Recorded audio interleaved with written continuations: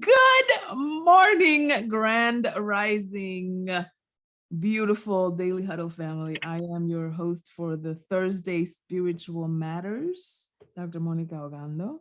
And I am delighted that we are here today because, listen, if the conversation that we're about to have is as juicy as the conversation that we had before we went live, we are in for a great ride. And I have a quote for you that's going to kind of give you an idea of what we're about to talk about today.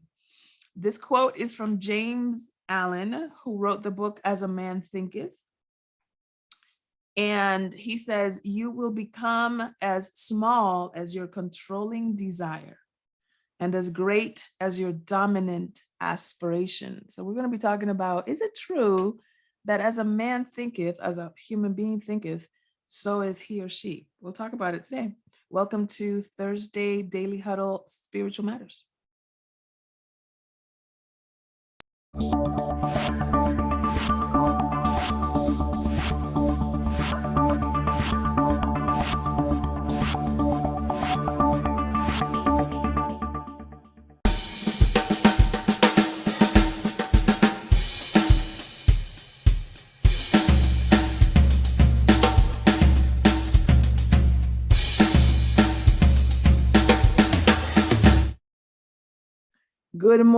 Good morning once again. Doctora Monikah Ogando here in servicio to humanity. That was very Spanglish.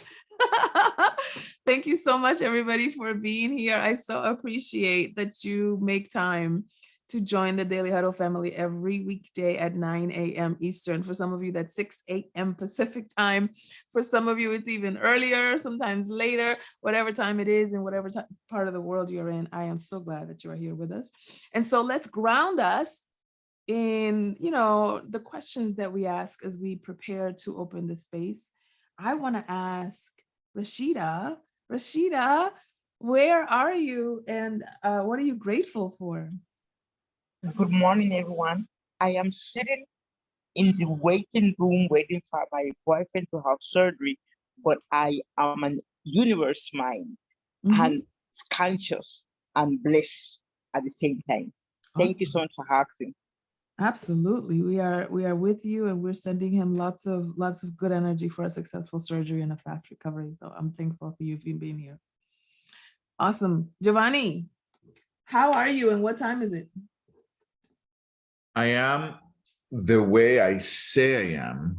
And today I say I am sexy. Hey, pa. And the time. Hola, papi. Eso. It has its pros and cons, apparently. And the time cannot be escaped. The time is now. Yes, the time is now. Absolutely. I love that. And who are you? I'm going to ask you an extra credit question. Who are you going to hug today? Today? Yeah. Today I'm going to hug Manisha. Oh, qué lindo. Awesome. I am so glad that you are here. I'm glad that Lisette, Rashida, Leila, Sorel, Cece, Molly, all of you are here. And for those of you who are watching us on Facebook, please leave a comment down below and let us know, interact with us so that we can, kind of volley the ball back and forth between us. Today, we're talking about, is it true that whatsoever a man thinketh, so is he? And that's why I gave you the quote of, you will become as small as your controlling desire and as great as your dominant aspiration, because I think that there is a floor and a ceiling to our consciousness, both individually and collectively. There are certain places where we won't go. Our consciousness won't allow it. We won't go as low as that, below our floor, and we won't go above our ceiling. And so the whole point of evolution and maturity is to raise the floor and the ceiling, right? And it makes me think about just the biological movement and maturity of a human being. Like, for example, when you were 3 years old, think back to you as a child. When you were 3 or 4, let's say 5, whatever your earliest memory of yourself as a child was, You used to wear certain clothes of a certain size, and you used to have certain activities in your day-to-day life. Maybe you had a nap in the middle of the day. Maybe you didn't like to nap, but you were forced to by mom or dad or a caregiver or grandma or tia or whatever. You ate a particular way, you went to sleep, and there's a certain level of rhythm to your life when you were a child. Some of it imposed by your caregivers, some of it was just because you were a child. So there's play involved, and there's, birthday parties involved, or whatever the case may be, that are native to childhood. And then as you got older, perhaps when you became a teenager, those things, of course, your clothes got bigger. Yeah, because your body got bigger, so your clothes got bigger. And then your day-to-day activities were different, because now you're going to school, and you have a lot of self-managing skills that you didn't have when you were 3. Now you can dress yourself. Now you can feed yourself when you're a teenager. Maybe even if you're old enough to be a teenager, in your teenage years, you could drive, etc. Right? So now you have some skills that are part of your day-to-day life. And as you continue to use those skills, they kind of become unconscious competence. So how many of us, say yes in the chat, how many of us have ever gotten in the car, gone somewhere where you always go, be it the supermarket or your office or whatever, and you almost like, how did I get here? Because you weren't even thinking. You do it so often that you don't even think about what you're doing. You put the car in drive, you reversed, you parked, you watched traffic laws, you stopped at a red light, etc. And some of these things you did it without thinking, because you've done it so much that it becomes unconscious competence. And then there are some parts of your life that there's always some kind of growth edge. You've never not had a growth edge. From the moment you were born, you've had growth edges. And what I mean by that is things that are available to you, but you're not quite competent in yet. So when you were born, you had the ability to sit up was 3, 4, 5 months away from your time of birth, but it wasn't available at your time of birth, right? Your ability to walk was perhaps a year, 13 months, 14 months away from your time of birth, but it's not available right now in your time of birth, right? And that's true as you move through your life. That there was a time when, speaking your native tongue, your whatever language you learned when you were a child, be it Spanish like it was for me, or English like it was for some of you, or French, or whatever the case may be, that was available too. But it wasn't until your tongue matured, your throat matured, when you modeled enough, you heard it enough, you started to then babble and form syllables, and eventually that became intelligible words, etc. And that is the same thing that happens, just that it happens biologically, socially, culturally, psychologically, emotionally. It also happens spiritually. That there are certain knowingness or skills even that are available to you at your growth edge, but you've got to grow enough to get there, to confront them, to kind of meet them, and then grow beyond them, just like you do at the physical level, at the emotional level, etc. And so when we say, as a man thinketh, so is he, we're talking about the thing that constantly happens in your mind. And I've heard Giovanni say this. I've heard many, many wise people say this. And it takes me back to being like centered into my own consciousness, which is you are an already existing conversation. Let me say that again. You are an already existing conversation. If we just kind of like have a sneak peek into what happens in your mind, how you talk to yourself about yourself when no one else is in there, when you're not dialoguing with other people, what do you say about you, about the world, about your relationships, etc., when you're just kind of like in your own head about it? Perhaps you say some things like, here we go again, as though living in this world is an inconvenience or it's a pain in the ass. Or perhaps when you are meeting up with a friend, you're kind of anticipating what they're going to say, what you're going to say, what they want from you, etc., as though it's transactional. maybe instead of just being in the moment of looking forward to enjoying somebody else's company. Or perhaps when you look at yourself, maybe when you get out of the shower and you look at yourself in the mirror, you start examining the places where you've gotten old, or where you've gained weight or lost weight, or a gray that wasn't there yesterday. Look at me, look at my grays, you see? And so when you start examining yourself like that, what do you say about it? Do you say this is a good thing? Are you appreciating it? Or is it more from a place of judgment and evaluating, and like it's decreasing in value? So I want you to think about the conversation that you are already in, and then your relationships, your circumstances, the world that you live in, the occupation that you're in, the meetings you take, the friendships you have, et cetera, are all on top of that already existing conversation. And so then what happens is that when you generate a particular result in that relationship, or in this money, or in this career, et cetera, it's not very different than the conversation that you already are, that it's sitting on top of. Because that conversation, that way of being, is the foundation, the context for those relationships, those circumstances, those meetings, that career, et cetera, et cetera. Does it make sense what I'm saying? And this brings me back to the quote that we opened today with, which is, you will become as small as your controlling desire, and as big and as great as your dominant aspiration. So if the controlling desire, and controlling desire kind of implies like an egoic thing, like controlling, like the thing that anchors you, the thing that is a gravity that holds you down or holds you back. If your controlling desire is about, I need, whatever happens out there, I need to be liked, or whatever happens out there, I need to feel like I'm in control.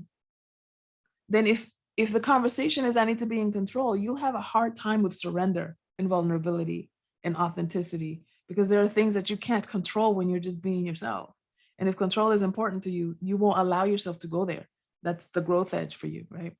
If being liked is the controlling desire, being approved of, or external validation or whatever, not to say that that's a bad thing, it's just something for you to observe. But if that's the controlling desire, then you won't say some things that may be true and useful, but if it risks your likability, you won't say it.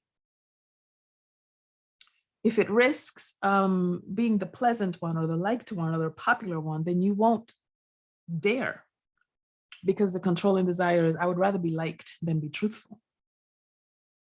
And my invitation to you is, let's get honest. You don't have to get honest with me, but let's get honest with ourselves about what is it that is the anchor that I have been allowing in my life to bring me back to kind of like ground zero. Let me give you some examples. I just gave you two, right? Like the whole thing about being liked, or perhaps being in control. Maybe the controlling desire is avoiding pain. Maybe the controlling desire is avoiding pain. And of course, the younger sister of avoiding pain is avoiding discomfort, right? And so if discomfort or pain is something that you're avoiding, then you won't put yourself in unfamiliar situations, or you'll try to make it as familiar as possible, so as to minimize discomfort and pain. Like maybe you'll go to a party, but you'll go to a party where you don't know people with someone you know, right? Or maybe you will move to a different city, but move to a city where you know you'll find a job, or you know that you'll have people that are already there, or that has come highly recommended by people whose opinion you trust, etc. It won't just be because I decided. Good morning, Cece. So I want you to think about, what are some of the anchoring, controlling desires that might hold you back? And perhaps the way to say it,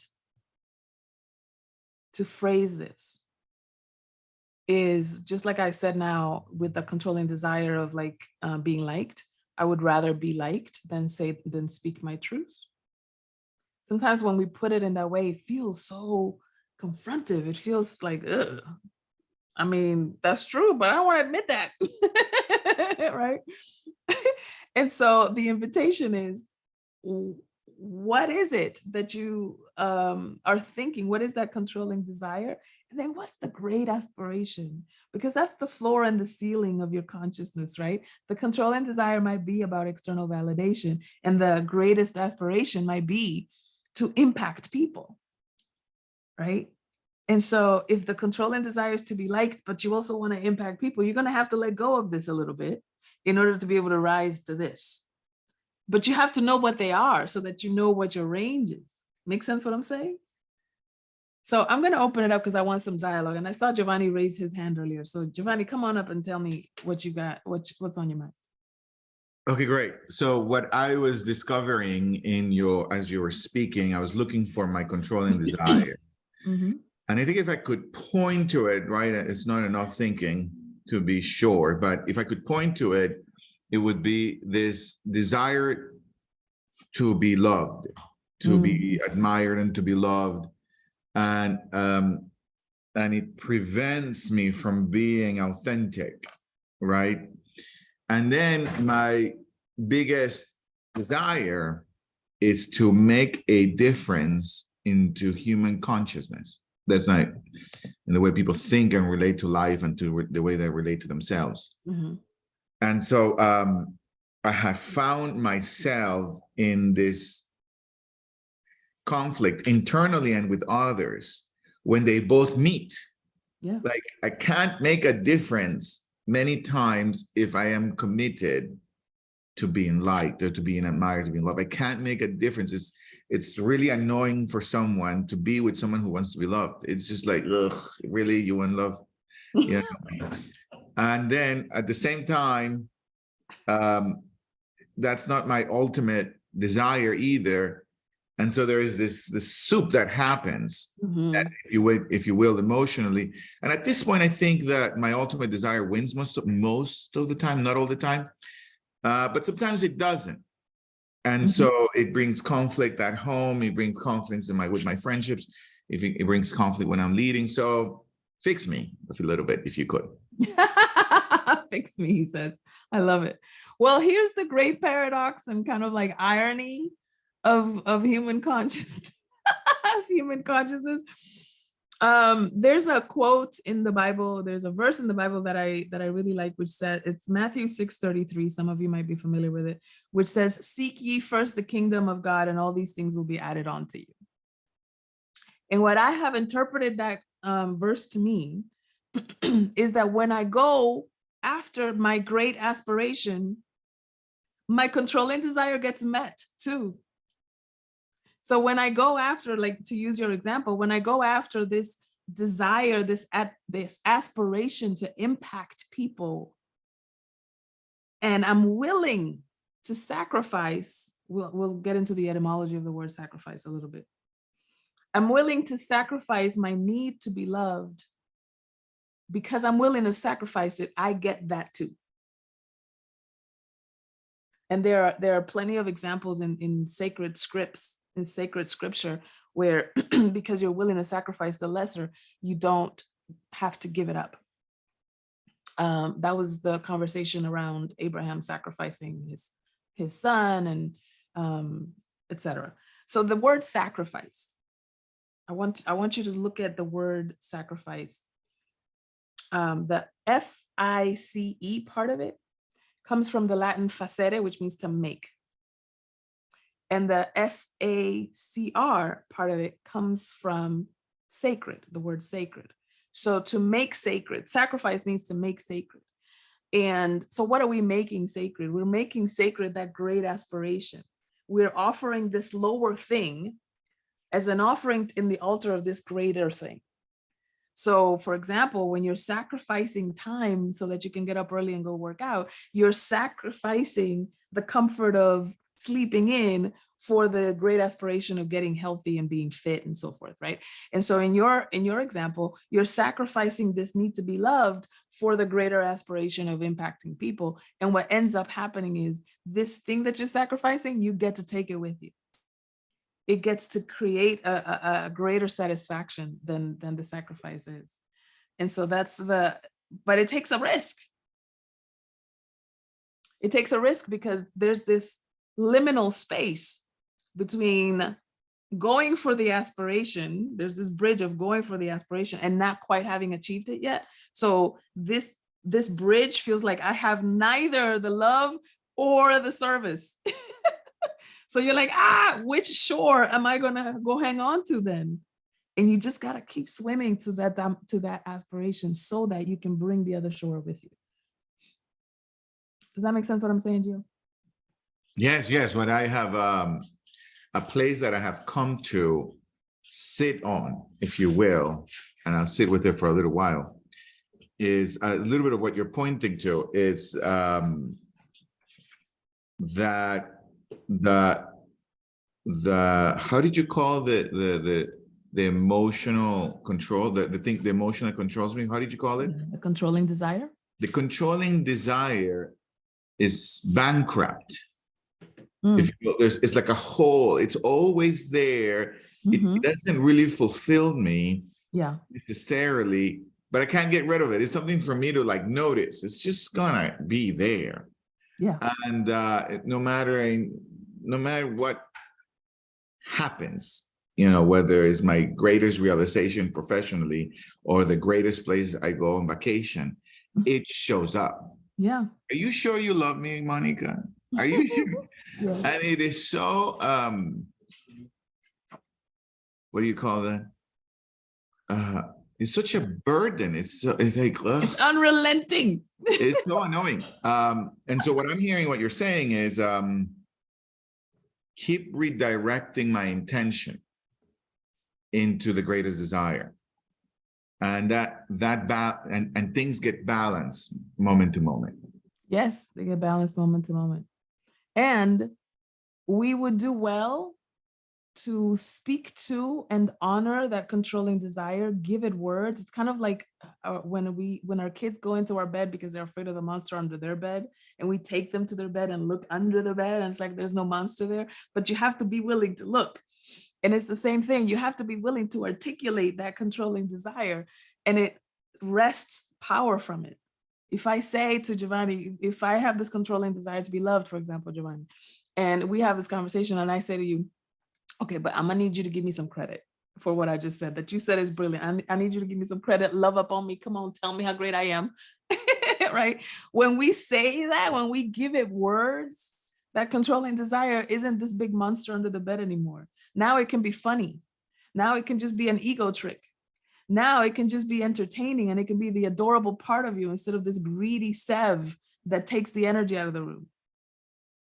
And so this is one of the ways that we navigate ourselves without being wrong about it. I love it. I love it. Cece, you have something? ¿Dónde está Cece? Unmute yourself. Good morning, everyone. Hello. Can you hear me? I hear you fine. Yes, I just love this subject because one of my desires underneath all this personality is fear. And so now I'm taking fear and all the other things that God is revealing to me, not for me to look at anyone else, but to look at myself and change. And that's what I'm sacrificing. I'm giving up being fearful to face all the battles. Fearful of what, I wonder? Fearful of what, I wonder? Fearful of what?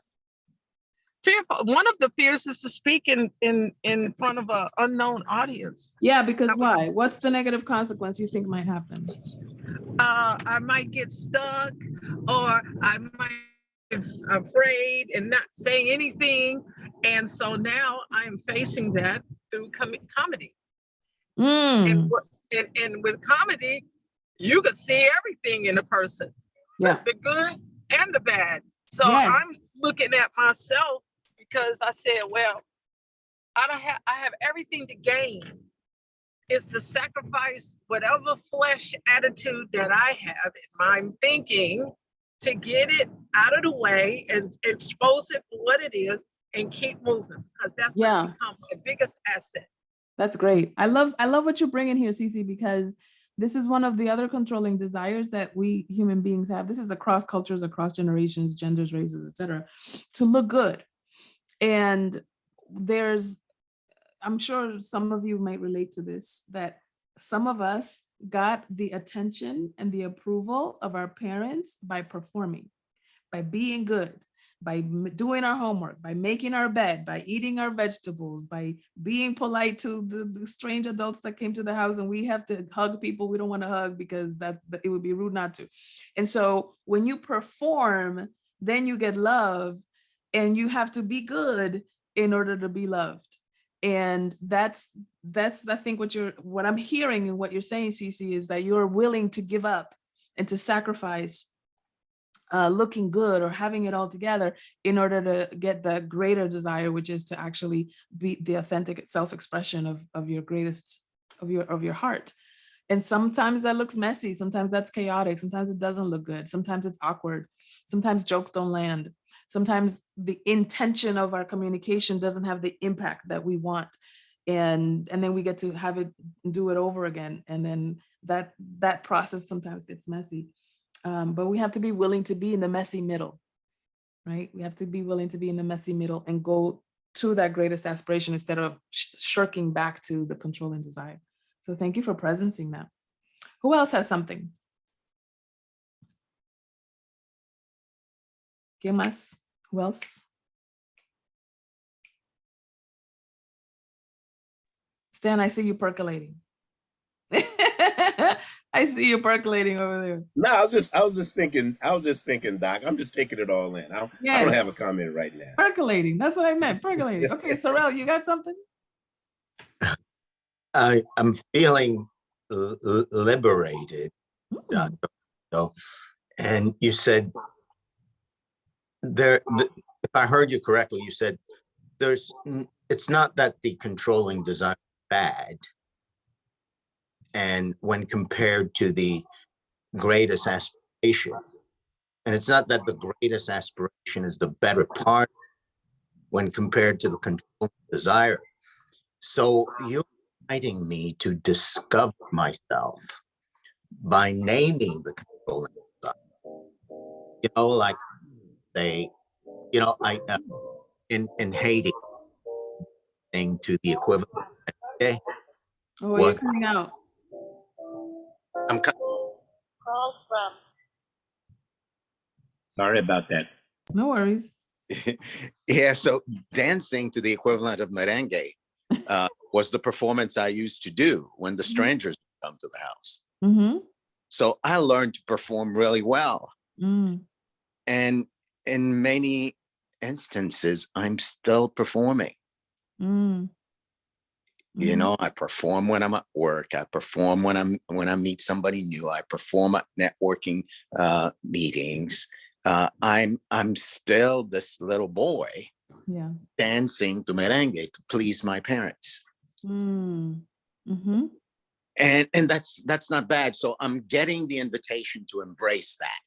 Yeah. Not as a way, not like to fix it, but to actually be with it and take toll of the gap between it and whatever I say is my greatest aspiration.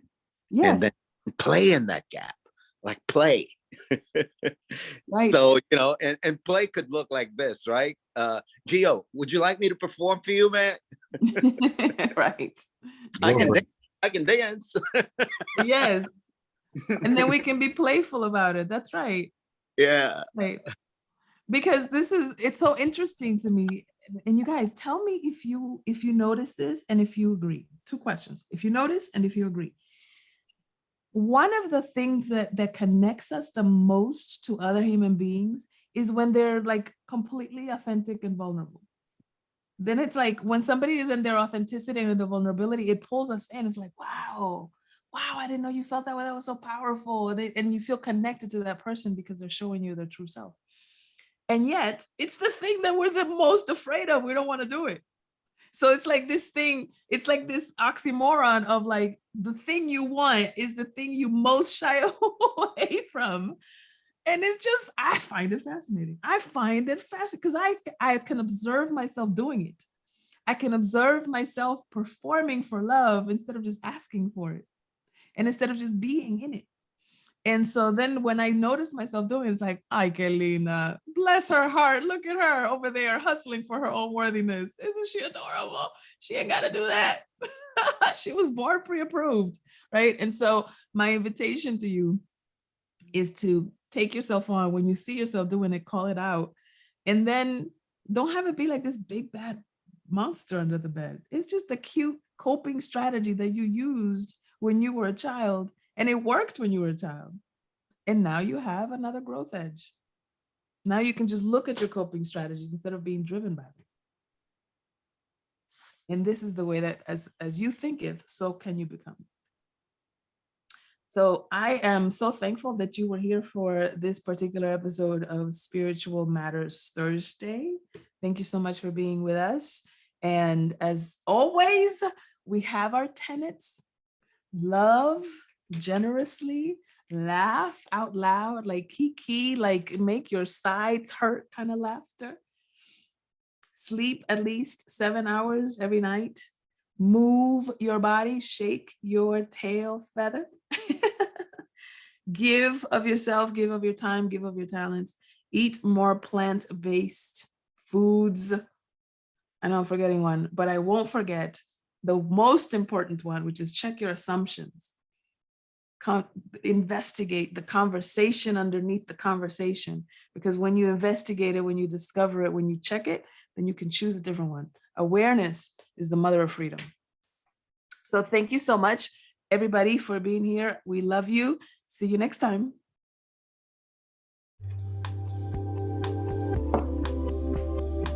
Thank you, Huddle family. Thank you, Doc. Thank you, Doc.